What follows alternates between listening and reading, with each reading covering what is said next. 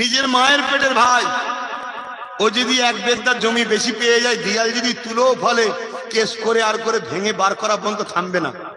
দরকার হয় ওকে মেরে দিতে হয়, মেরেও দেবে। কি গো, সমাজে ঘটছে না ঘটে না? এই আমার কথা বলা ভুল হচ্ছে?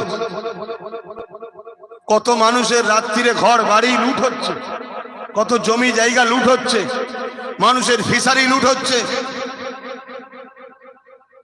এদের মধ্যে কিছু মুসলিম নামধারী আছে না নাই চুরি করার মধ্যে? তারাও তো বলছে মুসলমান। এর নাম কি ইসলাম?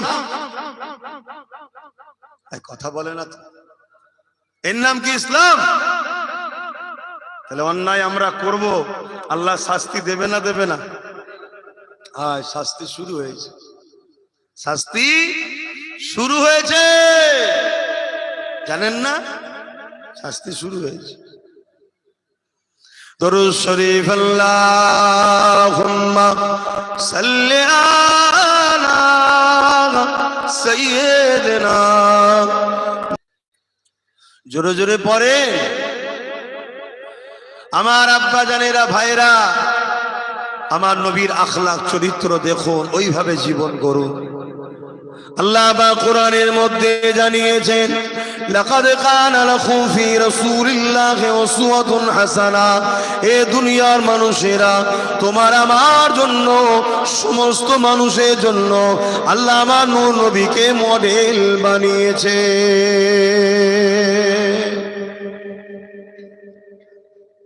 আমার নবীকে আল্লাহ মডেল বানিয়েছে। এই যে মানুষ, কিছু কিছু মানুষ উঠছে নাকি উজু করতে যাচ্ছে, নাকি উজু করার সময় দেওয়া হবে, এভাবে পিঠ দেখিয়ে যাওয়াটা বিয়াদবি। কেন? দিনের আলোচনা হচ্ছে, এটাও শেখা দরকার, এটাও জানা দরকার। কথা বুঝে আসছে? ভালো না লাগে আসবেন না প্রথম থেকে, এসে পিঠ দেখিয়ে চলে যাওয়াটা ধ্বংসের আলামত হবে, বিয়াদবি হবে। আমি খুব ভালো মানুষ ভাই, আবার অন্যায় দেখলে প্রশ্রয় দিই না, সে যেই হোক। কেন? ইসলাম সবার আগে, দিন সবার আগে। ওই জন্যে জানা নেই, বলে দিলাম, উজু করার টাইম দেওয়া হবে, তখন কি উজু করবেন। কথা বুঝে আসছে? আপনি নামাজ পড়বেন, আমিও নামাজ পড়ব ইনশাল্লাহ, বলুন। হ্যাঁ, যদি আপনি বেশি বুঝেন তাহলে সমস্যা হয়ে যাবে আবার। আপনি যদি বেশি বুঝে যান তাহলে সমস্যা হয়ে যাবে, এজন্যে আপনাকে বুঝতে হবে। হ্যাঁ, দাঁড়াও, তাহলে আমার রসুলকে আল্লাহ কি করেছেন? মডেল করেছেন, তাই তো নাকি? তাহলে আমরা যদি ইসলামের অনুসারী হই, ফলো কাকে করব? কথা বলছেন, কথা বলবেন তো? রসুলকে ফলো করব। কাকে? কেন? আল্লাহ আমাদের সৃষ্টিকর্তা মুহাম্মদ রসুলকে মডেল বানিয়েছে, তাই তো নাকি? কথা বলে, কোন পীর সাহেব মডেল নয়, কোন পীরজাদা মডেল নয়, কোন মুফতি মডেল নয়, কোন বক্তা, কোন আলেম, কোন উলামা মডেল নয়।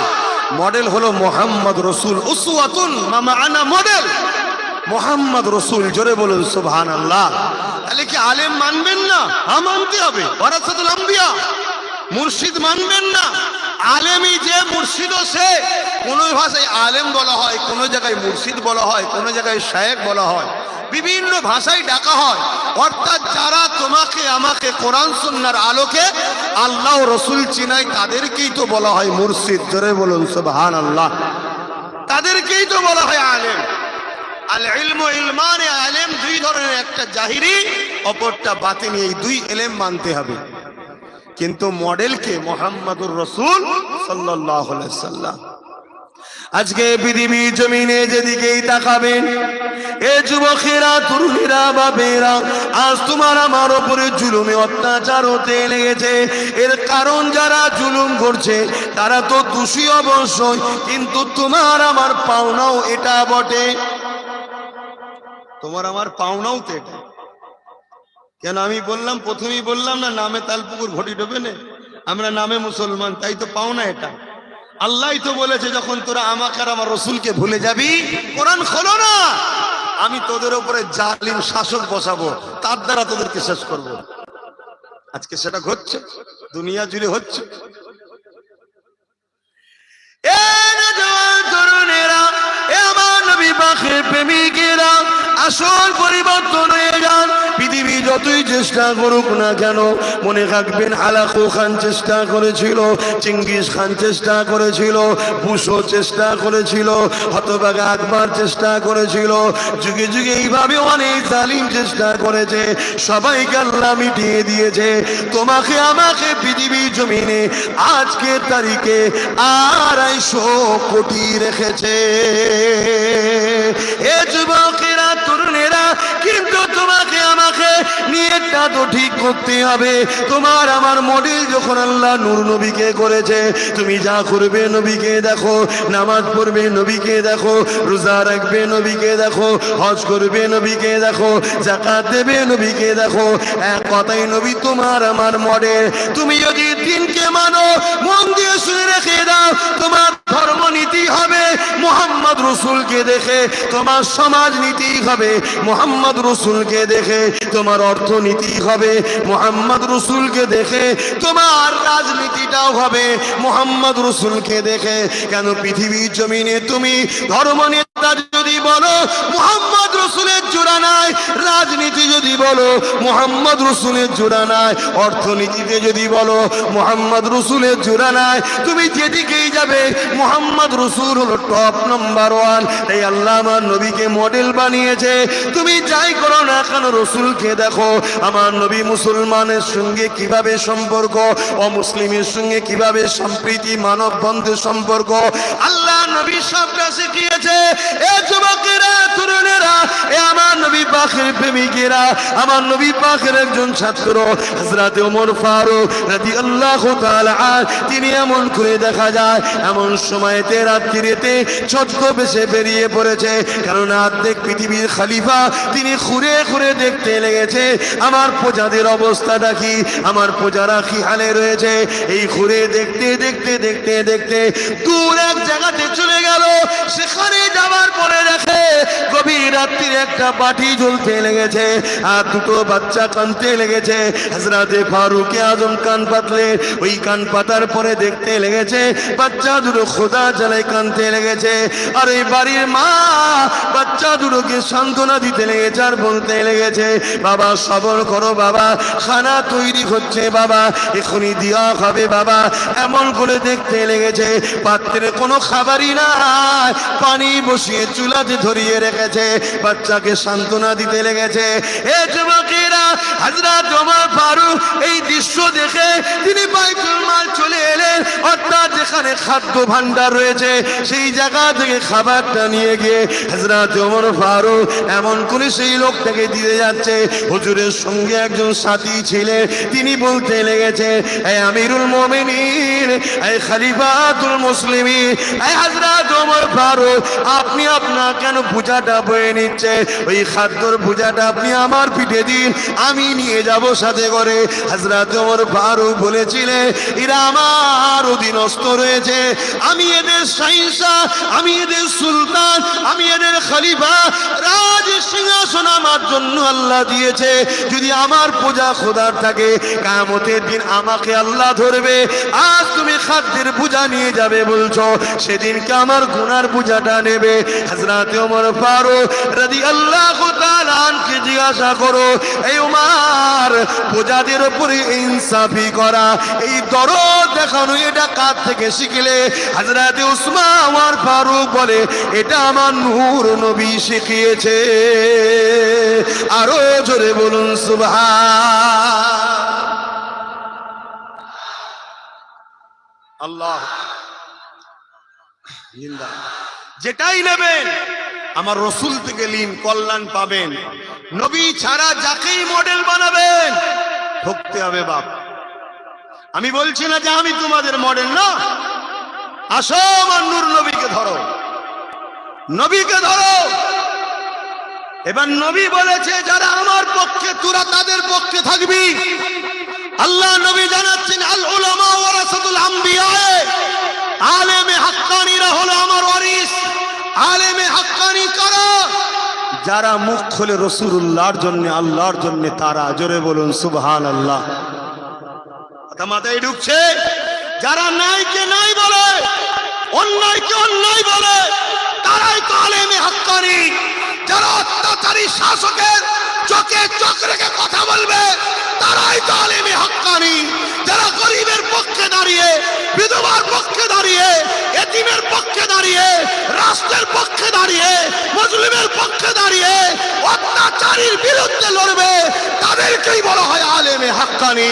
তাহাজ্জুদ পড়লে শুধু হয় না, কোরআন তেলাওয়াত করতে জানলে শুধু হয় না, আল্লাহর মখলুককে যে বাঁচাবার চেষ্টা করে, গরিবকে যে বাঁচাবার চেষ্টা করে, তারাই তো আলেমে হাক্কানি। জোরে বলুন সুবহানাল্লাহ, আরো জোরে বলুন সুবহানাল্লাহ।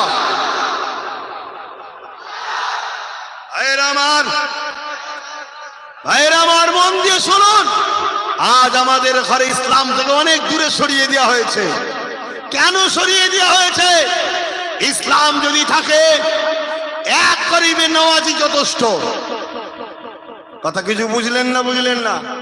ইসলাম যদি থাকে, এক মুজাদ্দিদ আলফে সানি যথেষ্ট। আপনারা জানেন না, ভারতবর্ষের জমিনে হতভাগা আকবর বলে এক শাসক ছিল, কোরআনকে মিটাবার জন্য দ্বীনে ইলাহি বার করেছিল।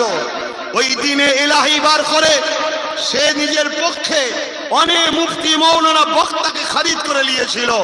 তাকে বেতনভুক্ত করে, তাদেরকে ভাতা দিয়ে, তাদেরকে মাইনে দিয়ে, তাদেরকে অর্থ দিয়ে সাধারণ মুসলমানের কাছে ওই আলেম উলামাকে পাঠিয়ে শুধু আকবরের বিরুদ্ধে না গর্জে ওঠে, আকবরের ভুল হলো এই উলামা দ্বারা সংশোধন করিয়ে দেব। এই উলামারা মুসলমানকে যে বুঝাতো না ও সব ঠিক আছে, ও সব ঠিক আছে, এভাবে বেতনভুক্ত করে রেখেছিল। আকবর একদিন ধরা পড়লো। কিভাবে ধরা পড়লো? হযরতে মুজাদ্দিদ আলফে সানি একদিন আকবরের বিরুদ্ধে মুবাহিলার বাহাসে চ্যালেঞ্জের লড়াইয়ের ডাক দিলেন। সেই ডাকেতে হতভাগা আকবরের পক্ষে মিলিটারি রয়েছে, ফোর্স রয়েছে, সেনা রয়েছে। আর এই সব দেখে দুনিয়াদার মুফতি, দুনিয়াদার মৌলানা, দুনিয়াদার বক্তা, দুনিয়াদার আলেম সব আকবরের পাশে দাঁড়িয়েছে। কেন? আকবরের পাশে না গেলে জেল হবে, আকবরের পাশে না গেলে ভাতা মাইনে বন্ধ হবে, আকবরের পাশে না গেলে গুলি খেতে হবে, আকবরের পাশে না গেলে মিলিটারি পুলিশদের মেরে দেবে, জুলুম করবে। কিন্তু মুজাদ্দিদ আলফে সানি দাঁড়িয়ে রয়ে গেল আকবরের বিরুদ্ধে লড়াইয়ের জন্য। মুজাদ্দিদ আলফে সানির পাশে সামান্য কিছু কোটি কতক আলেম উলামা দাঁড়িয়েছিল। এ যুবক, ইতিহাস শুনে রাখো। ইতিহাস এজন্য ঘটে, নতুন প্রজন্ম যাতে শিক্ষা পায়, এজন্য ইতিহাস হয়। তো হযরত মুজাদ্দিদ আলফে সানি ওই ময়দানে গিয়ে দেখে লাখো লাখো মিলিটারি, লাখো লাখো পুলিশ, লাখো লাখো সেনা, লাখো লাখো আলেম উলামা মুফতি মৌলানা সব আকবরের দিকে আর আমার দিকে গুটি কতক। হযরত মুজাদ্দিদ আলফে সানি ওই মাঠে দাঁড়িয়ে তামাম কায়নাতের সৃষ্টিকর্তার কাছে হাত তুলেছে, আল্লাহ সবাইও যদি একদিকে হয়, মুজাদ্দিদ আলফে সানির কোনো অসুবিধে নাই। আপনি কি আমার দিকে, আমি কি আপনার দিকে, আপনি কি আমার দিকে, আমি কি আপনার দিকে। আমি কথা বলি আপনার জন্য, আপনি আমায় সাহায্য করুন। আজকে সাহায্য যদি না করেন তো মালিক কবে আর সাহায্য করবেন? আজই আপনার সাহায্য চাই। বিশ্ব সাক্ষী রয়ে যাবে, হকের হাকিম আল্লাহ, হকের বিজয় আল্লাহ দেয়। হকের কষ্ট হলো, দেরি হলো, অবশ্যই জয় হয়। রাত হয়েছে বলে অন্ধকার কাটবে না তা নয়, সূর্য উঠবে, আবার দিন আসবে।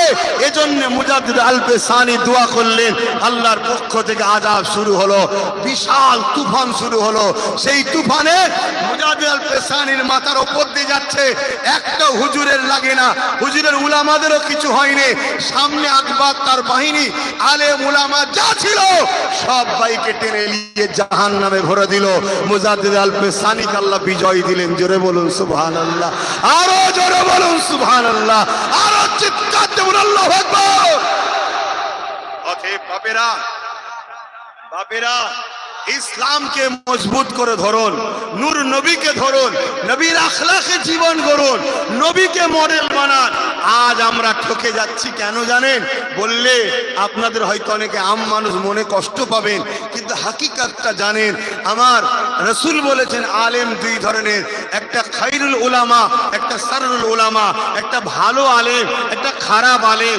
ভালো উলামা যারা কল্যাণ নিয়ে আসে, খারাপ উলামা যারা জাতির জন্য অভিশাপ হয়।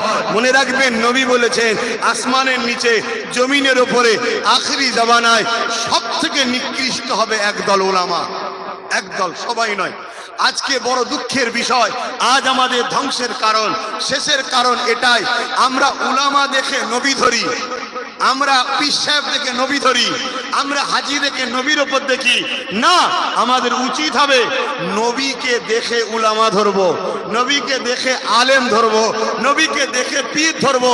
তার মানে আমরা সবাই হুজুরের দিকে তাকাবো, হুজুরের দিকে তাকিয়ে তারপরে বলবো এ মুফতি সাহেব, এ মাওলানা সাহেব, এ আলেম সাহেব, এ পীরজাদা, এ আব্বাস সিদ্দিকী, যে আমার নবীর হবে আমরা তার হব। জোরে বলুন ঠিক না বেটি? জোরে বলুন ঠিক না বেটি? এটা যদি করতে পারেন তাহলে গেনার হবেন, না হয় কিন্তু আগামীতে আরো ভয়ানক দিন আসবে, আরো ক্ষতি হবে, আরো বিপদ আসবে। সবে তো শুনতে হচ্ছে ওয়াকফ নাকি নিয়ে নেবে বলছে, বলছে না? বলে এ বিষয়ে দু কথা বলবো বলবো বলবো।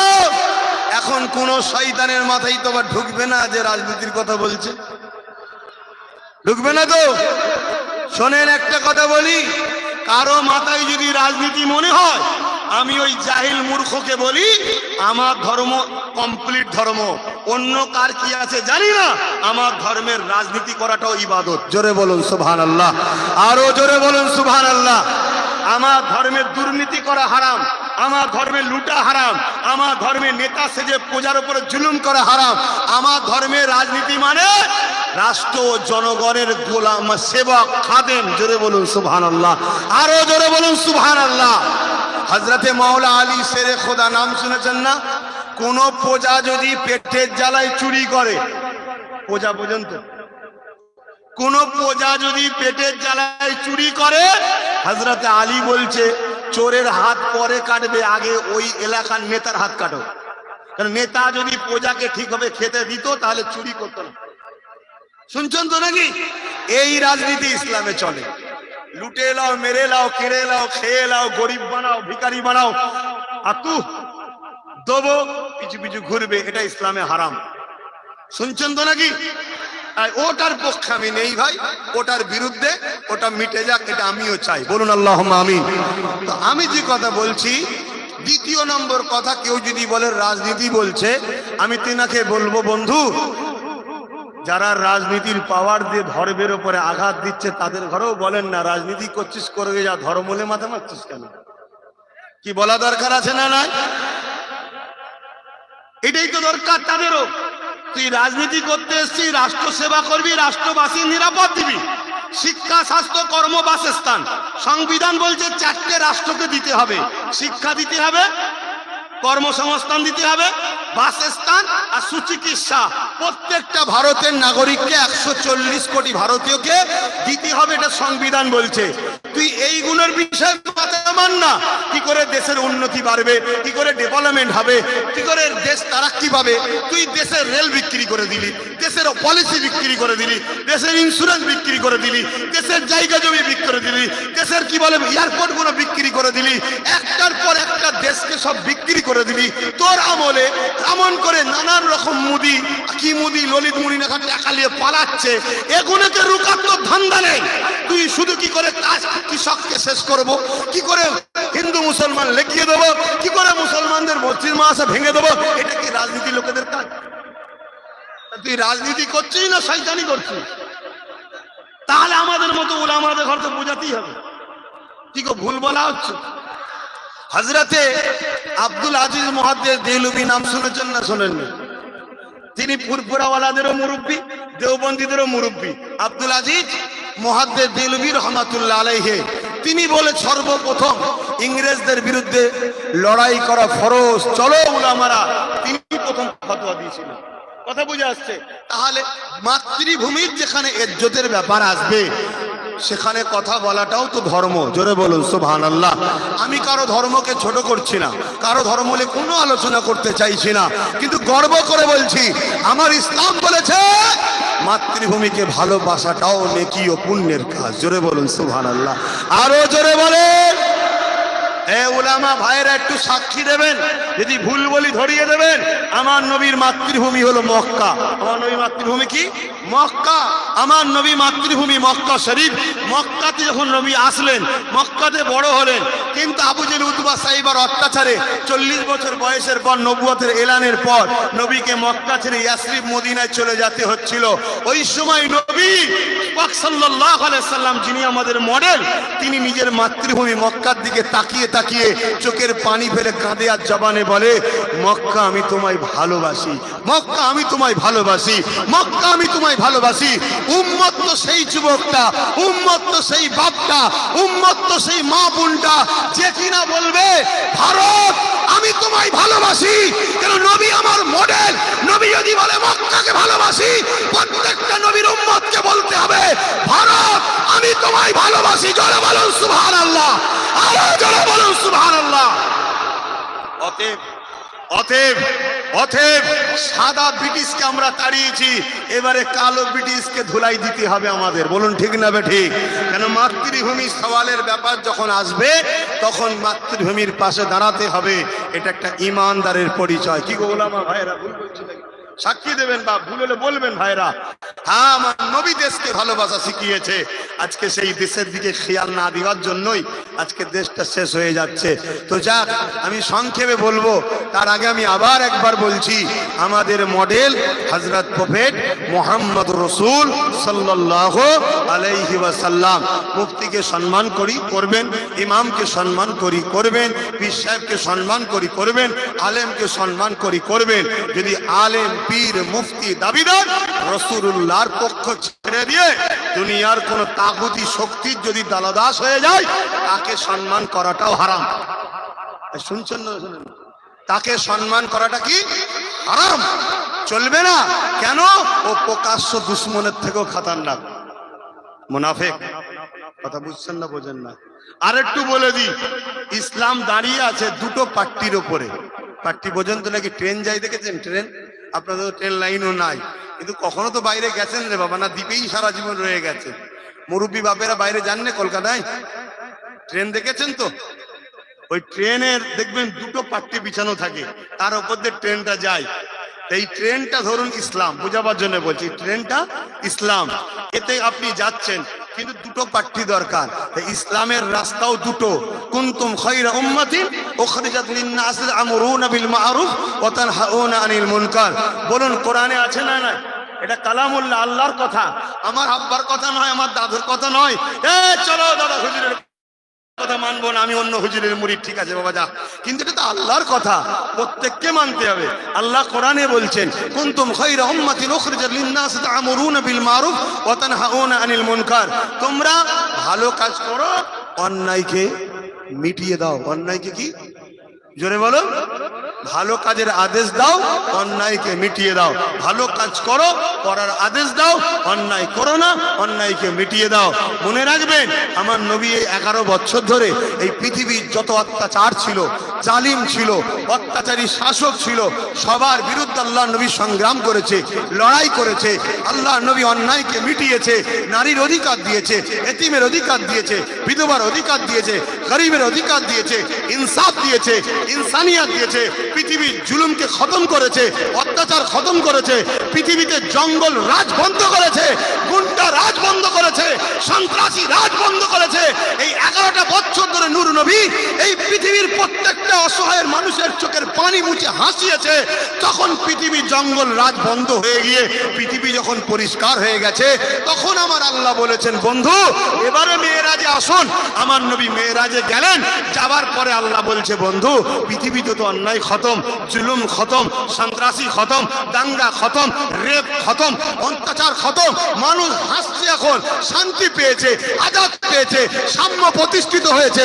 বন্ধু, এবারে ওই পৃথিবীতে গিয়ে আমার নামাজের চাষ, রোজার চাষ করুন। জোরে বলুন সুবহানাল্লাহ, আরো জোরে বলুন সুবহানাল্লাহ, নারায়ে তাকবীর। এখন বলুন, আপনার গ্রামের এতিম কি হক পায়? বিধবা হক পায়? মজলুম হক পায়? কৃষক তার ফলের মূল্য দাম পায়? এতিম সে বিধবা, এতিম সে নিরাপদে আছে? আলেম উলামা যত যত মর্যাদা আছে যদি না থাকে, তাহলে এই জঙ্গল রাজে আপনি কিসের নামায় রোজার বাহাত দেখাচ্ছেন? কথা কিছু মাথায় ঢুকছে না, ঢোকে না, তো বন্ধ করতে হবে। কি গো বাপ, অসুবিধা হচ্ছে নাকি? জলসা কমিটি বারবার বলছিল আপনাকে আসতে হবে, আসতে হবে। আমি শুধু বলছি ঠিক আছে, পরে কথা হবে, কেন আমি দেখি আগে আমার ভোল্টেজ নিতে পারে কি। কেন এই দিক থেকে অনেক দাওয়াত করতে যায়, আমি সবাইকে বলি শক্ত খুব ভালো, নিয়ে যেতে পারবি তো? কেন তোরা তোরা স্বাধীন নয়, তোরা স্বাধীন নয়, তোদের প্রেম, তোদের পছন্দ, তোদের ভালোবাসার কোনো অধিকার নাই। কথা মাথায় ঢুকছে না, ঢোকে না? ওই জন্য বলি পারবি তো? আজকে এই এলাকার যুব সমাজকে আমি সাবাসি দিই, এরা তবু যে এক সাহস করে দম ধরে এনেছে আমার। কিন্তু বেশি বললাম না, আমি হালকা করেই বলছি তো, নাকি না খুব কড়া বলছি? একটু হালকা করে দেবো। ও 4:07 হয়ে গেছে, হালকা করার কিছুই হবে না। কথা বুঝছেন না? হায় হায় হায় হায়, মুসলিম দাবি করলে হয় না, বলছে মুসলমান মেরে ফেলছে, মুসলমান কেটে ফেলছে, তাই নাকি? মুসলমান আছে কই, মেরে ফেলছে, কেটে ফেলছে? অত মাথায় ঢুকছে না। এই কথা বুঝছেন? আমি কি মুসলমানের কথা বলছি বুঝতে পারছেন না? হ্যাঁ, আমি বলবো একটা মুসলমানের কথা, এই একটা মুসলমানের কথা ছোট করে বলবো। হযরত আব্দুল্লাহ,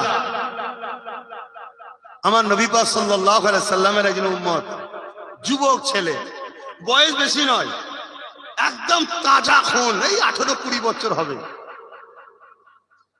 অভাবী সংসার, কাজের জন্য শহরে গেছে।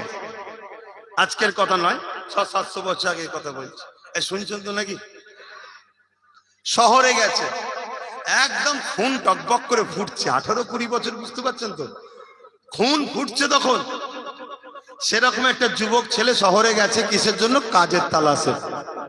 কাজের তালাশে গিয়ে একটা ঘর ভাড়া নিয়েছে। ভালো করে শুনবেন, যে ঘরটা ভাড়া নিয়েছে ওই ঘরের পাশেই একজন আগুন পূজারীর ঘর রয়েছে। আগুন পূজারী বোঝেন? যাদেরকে মজুসি বলা হয়, যারা আগুনকে খোদা বলে মানে, আগুনকে দেবতা বলে মানে, তাদের বিশ্বাস তাদের কাছে। ছাড়েন, আমি যেটা বলছি, সে তার পাশে আছে। আর হযরত আব্দুল্লাহ বয়স 18-20 বছর, সুন্দর দাড়ি, সবে হালকা হালকা গজিয়েছে, আমাদের যুবকদের মতো চাচেলে, একদম সুন্দর লাগছে, ফ্রেশ চেহারা, নূর চমকাচ্ছে। তাহাজ্জুদ পড়া ছেলে ওই বয়সে, 5 ওয়াক্ত নামাজ পড়া ছেলে, তাজা খুন। প্রথম দিন ঘর ভাড়া নিয়েছে, ঘরে রাত থেকেছে, ফজরের নামাজ পড়েছে। ফজরের নামাজের পর কি করতে হয় বলে? বলবেন তো? ফজরের নামাজের পর কি করতে হয়? কোরআন পড়তে হয়। এখন কোরআনকে ছাড়াবে বলে অনেকে অনেক কিছু পড়াচ্ছে না। ফজরের নামাজের পর কোরআন পড়বেন। শুনছেন তো নাকি? এই নামাজের দিকে সময় যেতে চটকে শুনেলেন তো, কোরআন খুলেছে, কোরআন পড়বে। কোরআন পড়েছে, বাইরে বেরিয়েছে, ঘরের শিকল দিয়ে তালা দিয়ে, তৎকালীন যা সিস্টেম ছিল, বেরিয়ে চলে গেছে। কিসের জন্য? রুজির তালাশ, কাজ খুঁজতে গেছে শহরের দিকে। ঘরে সন্ধ্যেবেলা ফিরেছে, দেখছে হুনার সিঁড়িতে, পোটেতে একদম ময়লা ভর্তি। এদিক তাকালো, ওদিক তাকালো, কাউকে দেখতে পায়নি। তালা খুলে ভেতরে ঢুকে একটা জায়গা নিয়ে এসছে, আর একটা পরিষ্কার করা ঝাঁটা, যা সিস্টেম যেটা বুঝবেন, পরিষ্কার করে নির্জনে ফেলে দিয়েছে, যেখানে কেউ মানুষ যায়নি। কোনো কথা নাই, ঘুমোচ্ছে। নামাজ পড়ে, ঈশার নামাজ, ফজরের নামাজ পড়ে উঠে আবার কোরআন পড়েছে, আবার বেরিয়ে চলে গেছে। কথা বুঝে আসছে? দেখছে সন্ধ্যাবেলা এসে আবার ময়লা ভর্তি, আবার পরিষ্কার করেছে, কাউকে কিছু বলেনি। 3 দিনে ফজরের নামাজ পড়ে যেই বেরোচ্ছে, দেখছে তখনই ময়লা। শুনছেন? কাজে যেতে দেরি হলো, পরিষ্কার করলো, কাজ খুঁজতে দেরি হলো, পরিষ্কার করে দিয়ে চলে গেল। এভাবে কয়েক সপ্তাহ যাচ্ছে, কিন্তু কোনোদিন কিছু বলেনি। যে ফেলে সে আজকে পুরো ময়লা নিয়ে রেডি হয়ে আছে। সে ভাবছে মুসলমান হয়তো আমায় খুঁজছে। তার মাথায় ঢুকানো হয়েছে মুসলমান মানে একে 47 থাকবে, ব্যাগে বোম থাকবে। কথা এখন মিডিয়ায় দেখাচ্ছে না, দেখাই না, কথা বলবেন তো? পুরো মিডিয়া জুড়ে চলছে না, চলে না? দাড়িওয়ালা মানে ওর কাছে বিরাট বড় তরোয়াল আছে, কি হ্যাঁ বড় মোচওয়ালা হবে, সে জবাই করবে। এইরকম ধরে একটা মোমেন্ট তৈরি করা হচ্ছে না, হয়নি? কেন হচ্ছে? কারণটা কি? আমার সাথে যদি কেউ মেশে, আমি সে যে ধর্মেরই হোক তাকে শিখাবো তুই আমার ভাই হোস, চল দুজনে মিলে দেশ বাঁচাবো। যারা লুটবে সে কোন জার্সিতে আছে দেখা দরকার নেই, তাকে বাদ দে, দেশটা আগে, দেশ আগে, নেতা আগে না দেশ আগে। কথা ঠিক না বেঠিক গো? কত নেতা এসেছে মরে গেছে, দেশ আছে না নাই? কত নেতা আসবে মরে যাবে, দেশ আছে না নাই? তাহলে দেশটা তো বাঁচাও। কেউ চাইবে নাকি ভালো বুদ্ধিটা দিয়ে আমার থেকে সরে যাক? এইসব অনেক রকম পলিসি চলছে বাপ। তো সেই জায়গাতে হযরত আব্দুল্লাহ পরের দিন যে ফজরের নামাজ পড়ে বেরিয়েছে, আর ওই আগুন পূজারী উপাসক যে ছিল সে ওই ময়লা লিয়ে ফেলেছে। যখনই ফেলেছে, ফেলে দিয়ে কি করছে যেন, ছুটে ঘরে চলে গেছে। কেন ছুটেছে ভাই বলবেন তো? যে অন্যায় করে তার ভয়ও থাকে, যে অন্যায় করে তার ভয়ও থাকে। হ্যাঁ, ভয়ও থাকে। আলহামদুলিল্লাহ কালকেই 1:30 না 1:30টার সময়, কম বেশি সময় যাই হোক, রাত্রিরে ঘরে এলাম। কথা বুঝে আসছে? কোথায়? মালদা থেকে। নিজে গাড়ি চলে যাচ্ছি, আগেও নেই পিছনেও কোনো কাঁই কাঁই কাঁই কাঁই কিচ্ছু নেই। আল্লাহ আল্লাহ আল্লাহ আল্লাহ আল্লাহ আল্লাহ চলে যাচ্ছে। কথা বুঝছেন না? বোঝেন না? কেন? জন্মেছি যখন, মরবো একদিন, এলে অত টেনশন কিসের? কারো লিয়ে মরবুনি, এটাই আলহামদুলিল্লাহ। কারো ঝেড়ে মরবুনি, এটাই আলহামদুলিল্লাহ। নাই কিয়ামতের দিন ধরবে, ও আল্লাহ হুজুরের বেটা আমার ঝেড়েছে, তা বিপদের শেষ থাকবে? হুজুরের বেটা বলে আল্লাহ ছেড়ে দেবে নাকি? হুজুর তো তোমার কাছে, আল্লাহর কাছে তো হুজুর নয়। আল্লাহর কাছে তুমিও যা, আমিও তাই, তুমিও দাস, আমিও দাস। কিন্তু যে যত বেশি ইবাদত করবে আল্লাহর কাছে তার মূল্য বেশি। জোরে বলুন সুবহানাল্লাহ। তো ভাইরা আমার, হযরতে আব্দুল্লাহ কি করলেন? মুচকে হাসলেন। ও বেচারি ছুটে গিয়ে দৌড়ে দিয়েছে। বুঝতে পারছেন না? ছিদ্র দিয়ে দেখছে, প্রতিদিন যা করে একটা জায়গায় এলো, পরিষ্কার করলো, ফেললো, তালা দিল, চলে যাচ্ছে। ও তো অবাক হয়ে গেল। ও তো শুনেছিল এক, ওকে তো বোঝানো হয়েছে এক। তো বেরিয়ে এসে আব্দুল্লাহর হাত ধরে বলছে, হ্যাঁ যুবক, তুমি কিছু বললে না, এতদিন ধরে তোমায় কষ্ট দিচ্ছে, আমায় চিনলে তাও? হযরত আব্দুল্লাহ কি বলেছিলেন জানেন? আমি জিনাকে ভালোবাসি, তিনি বলেছেন প্রতিবেশীকে যে কষ্ট দেবে সে জান্নাতে যাবে না। জোরে বলুন সুবহানাল্লাহ। আরো জোরে বলেন। প্রতিবেশী যদি অমুসলিমও হয়, তাকেও যদি কষ্ট দেয়, নূর নবী বলেছে সে জান্নাতে যাবে না। শুনছেন তো নাকি? অতএব আমি কিছু বলবো, তুমি যদি কষ্ট পাও, আমার ভালোবাসা যদি কষ্ট পায়, আমি তাকে ভালোবাসি, তাই তোমায় কিছু বলিনি। জিজ্ঞেস করছে তিনি কে? হযরত আব্দুল্লাহ বলছেন তিনি হলেন প্রফেট মুহাম্মদুর রাসূল। জোরে বলুন সুবহানাল্লাহ। বলছে শুনেছি তিনি নাকি অনেক জুলুম অত্যাচার করেছে। শুনেছো? পড়েছো? শুনেছো? নিজে পড়েছো? না, এলাও জীবনী লাও, পড়ো পড়ো।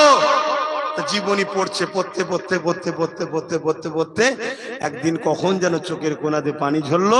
আব্দুল্লাহর কাছে এসে বললো, আব্দুল্লাহ আমিও ইনাকে আমার মডেল বানাতে চাই। মুহাম্মদ রসুলের গোলাম হয়ে গেল। জোরে বলেছে, আরো জোরে বলুন, আরো জোরে বলুন।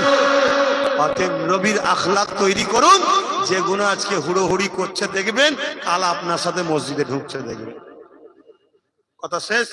সালাম দেবো, ইয়া নবী সালাম।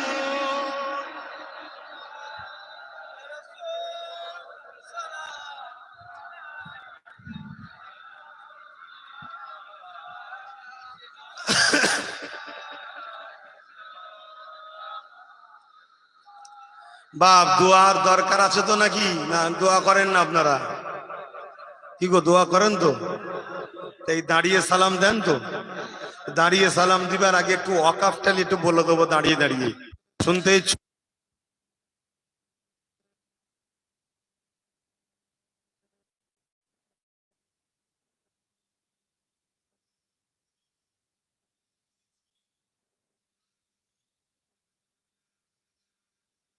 ঈদগাহ, কবরস্থান, খানকা, বা মুসলিম ছেলে মেয়েদের এডুকেশনের জন্য এই অর্থ ব্যয় হবে।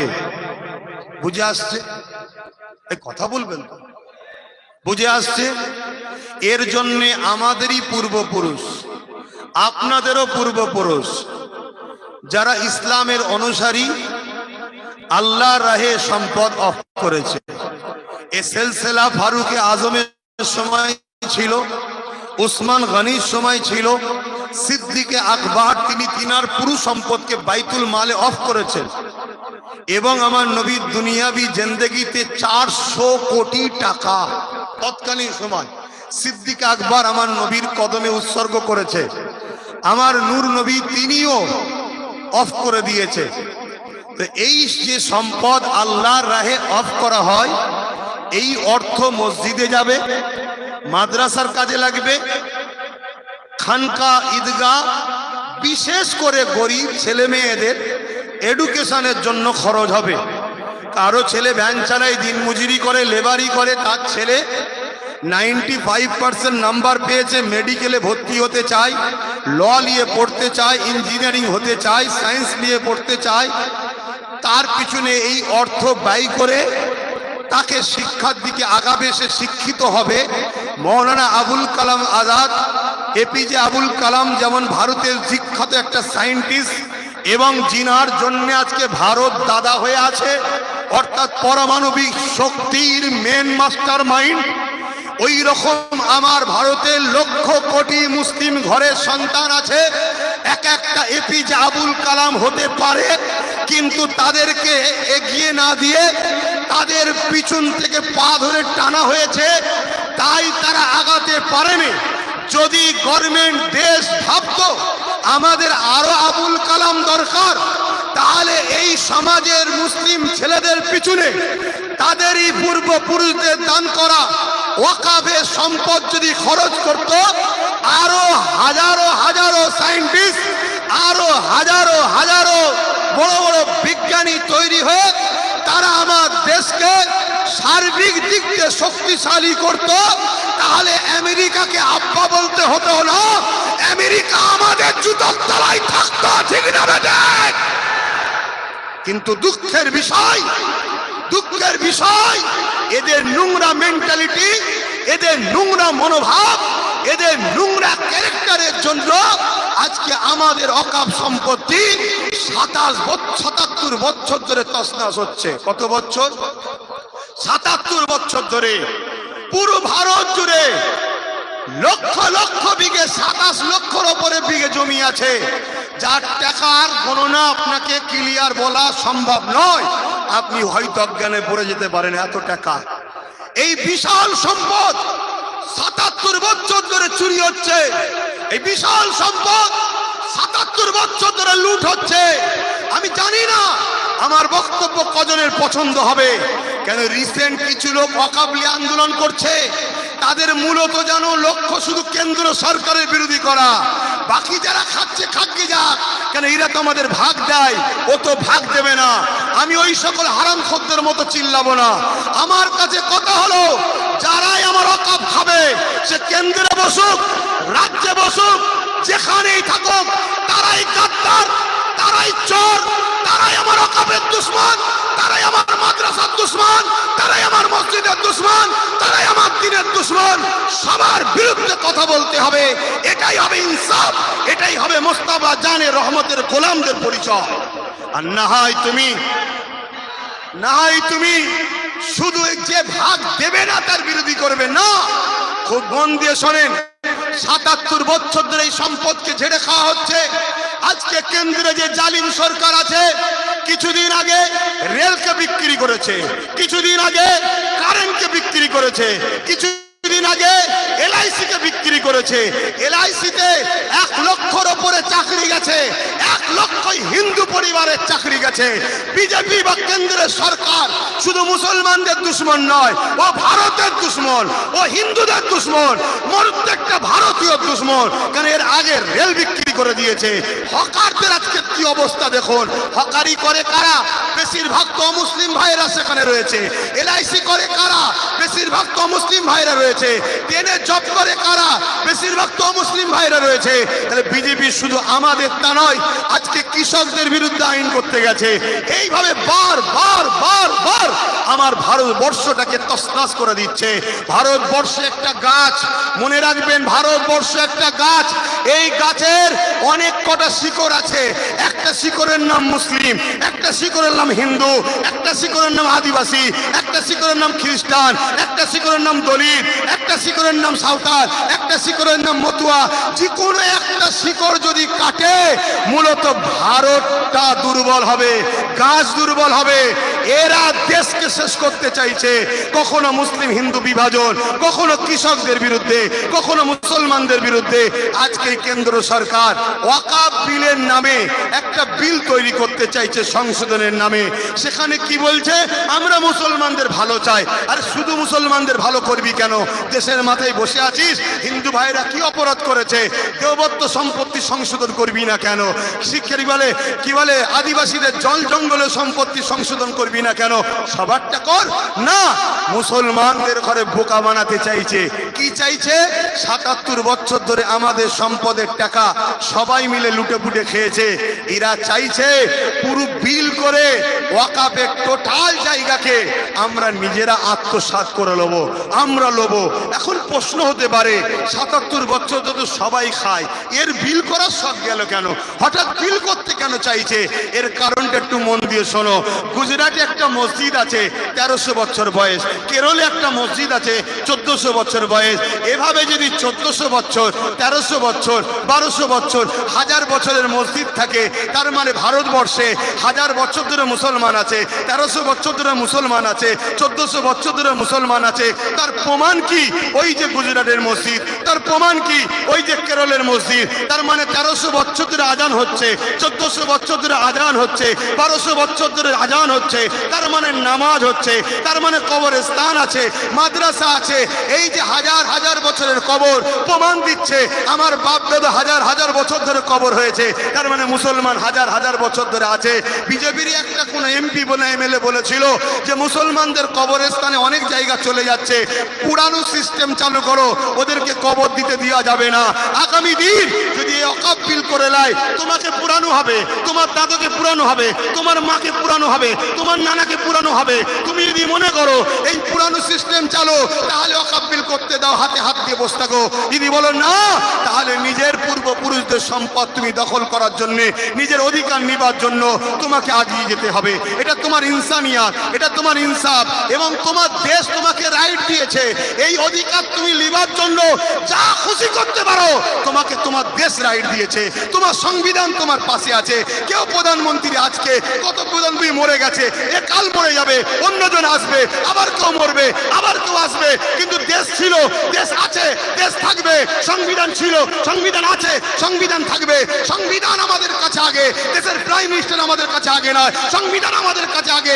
রাজ্যের সিএম আগে নয়, রাজ্যের কোন মন্ত্রী, দেশের কোন মন্ত্রী, দেশের কোন প্রধান, এমন কেউ আমাদের কাছে আগে নয়। আমাদের কাছে আগে হলো সংবিধান। যে সংবিধানের ভেতরে থাকবে সে হলো ভারতীয়, তার জন্য জিন্দাবাদ বলবো। যে সংবিধানের বেখিলাফ করবে, সে যদি আমার মুফতি হয়, আমার মৌলানা হয়, আমার ইমাম হয়, আমার পীর সাহেব হয়, তার বিরুদ্ধে আমরা কথা বলবো।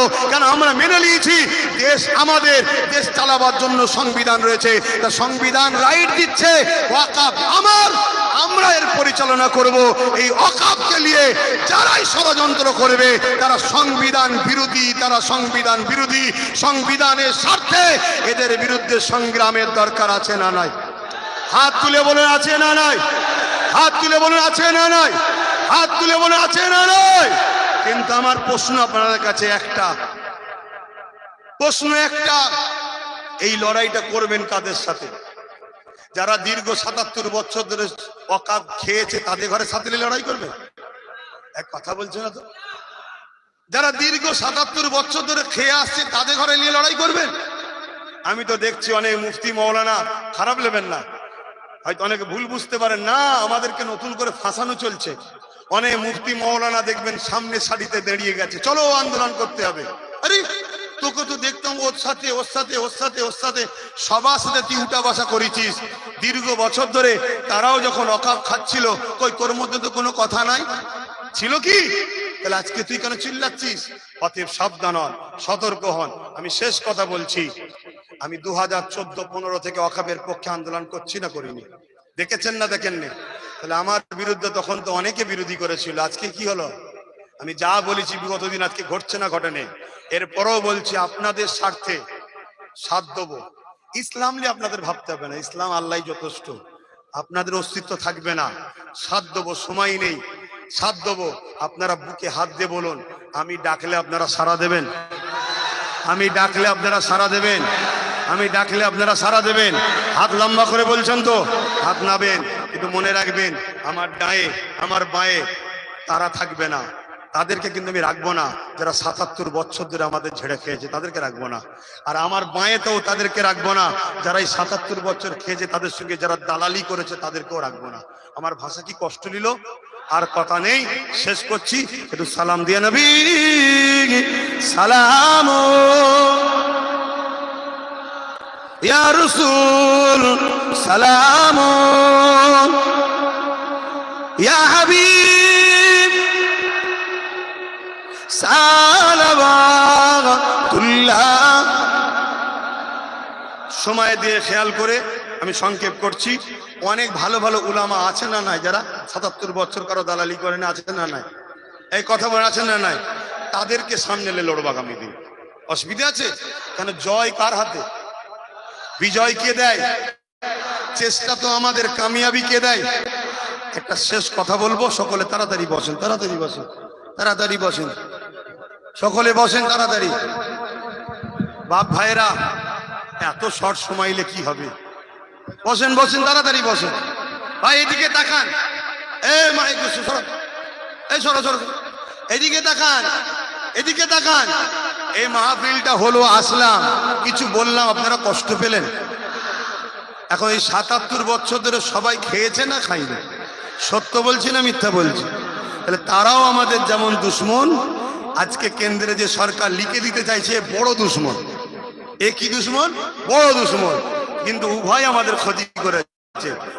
এই মাহফিলটা হোক, এটা আপনারা চান তো নাকি? জোরে বলুন, হোক। কমিটি তো চাইছে আমি আসব, কমিটি চাইছে আমি আসি, কিন্তু আপনারা যারা যারা এসেছেন আমি সবাইকে জিজ্ঞেস করছি, আল্লাহকে সাক্ষী রেখে বলেন, আমি এসলে আপনাদের অসুবিধা আছে? আমি এসলে আপনারা খুশি? কারা কারা চান আমি আসি? হাত তুলে দেখান। কথা ঠিক? কথা ঠিক? কথা ঠিক? হাত নাবান। যখন খুশি বলছেন আসবো, যখন আসবো এইভাবে যেন আপনাদের ঘরেও দেখতে পাই। আল্লাহ আপনাদের হায়াতকে বেরিয়ে দিক, বলুন আমিন। কেন আমাদের ঘরে একসাথে অনেক কাজ করতে হবে, ঠিক না বেটি? মরে গেলে এখন হবে না, বেঁচে থাকেন, বলুন আমিন। আর আমার যে সকল উলামা ভাইয়েরা হকের পক্ষে আছে, তাদের ঘরে সাথে করে নিয়ে বন্ধু হিসাবে একসাথে মিলে আমরা কাজ করব, বলুন আমিন। এখন ছোট্ট একটা খেদমত করব। এই মাহফিলটা হচ্ছে যখন খুশি, পকেটে হাত দেন, যা